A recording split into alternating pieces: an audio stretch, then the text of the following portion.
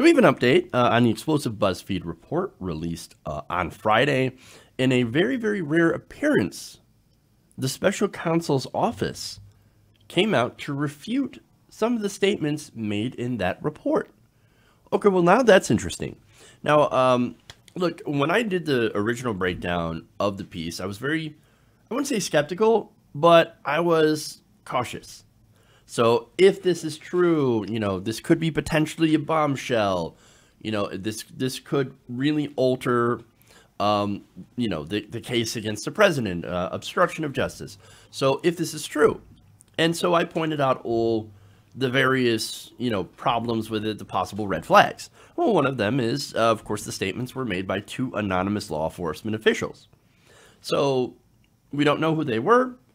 And so since they're anonymous, obviously we don't know who they are or if they're really part of the campaign.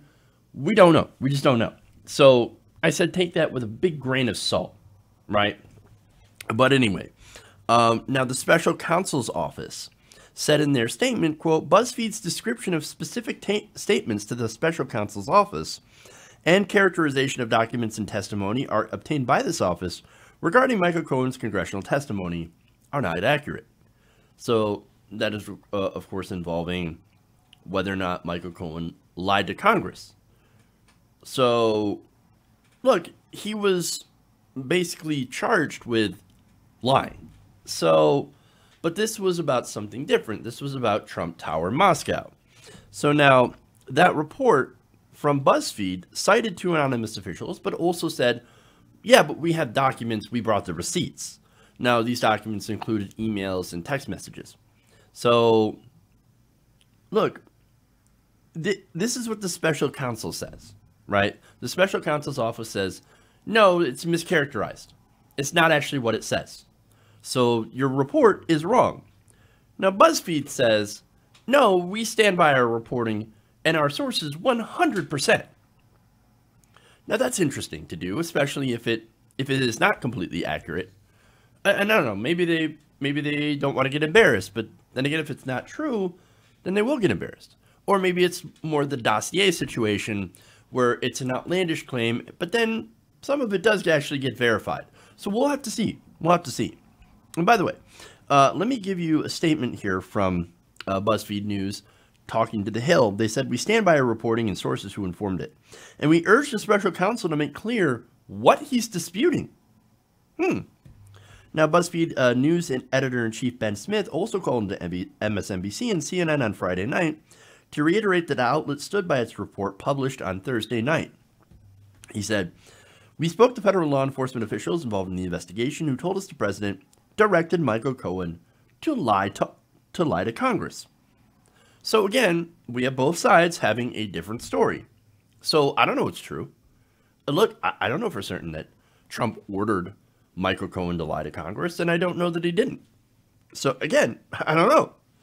And I'm not quick to believe either side, even though I do think that it is more believable personally, and I don't have evidence to back it up, that is something that Trump would do, order Michael Cohen to lie for him. It's not like he hasn't probably ordered him to lie before. Just saying.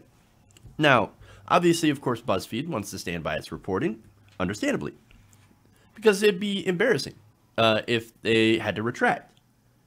Now, look, most people don't have a high opinion of BuzzFeed, considering what they do. They do a lot of cat videos, and I love cat videos, and they do pranks and things like that. But there's also reporting, right? And this would be a big scoop. Now, likely, if this is true, a lot of the more reputable, so-called reputable outlets, like New York Times, Washington Post, probably were like, I don't know, anonymous officials. No, we're not going to go with that because we might get burned, and then Donald Trump will hand him an easy victory. BuzzFeed says, no, we'll publish it. Just like they published the dossier. Now, that Steele dossier had a lot of salacious elements to it, if you guys remember. And look, it even had the PP tape. That's where we first heard of it, right? So, look, I dismissed it. A lot of people dismissed it. A lot of news outlets said, you can't publish that. However, since then, some of the stuff in the dossier, not a lot of the more salacious stuff, of course, but there are some certain elements of that dossier that was reported that did turn out to be actually true. So I don't know. Now, as for the special counsel and his refutation, it could be either that it isn't true, or maybe it could be and they don't want that information getting out. I don't know. If they're building a case on obstruction of justice, i.e. Cohen lying to Congress, and if you thought that maybe this evidence would be enough to sway Republicans so we don't want to tip our hand, well, then you wouldn't want that investigation to leak, would you? And that's what it seems like it is. That's if it's true, of course. And look, here's the other thing. The FBI does lie. I don't know if you know this, but the FBI is not our friends. So I don't necessarily put a ton of stock in their work.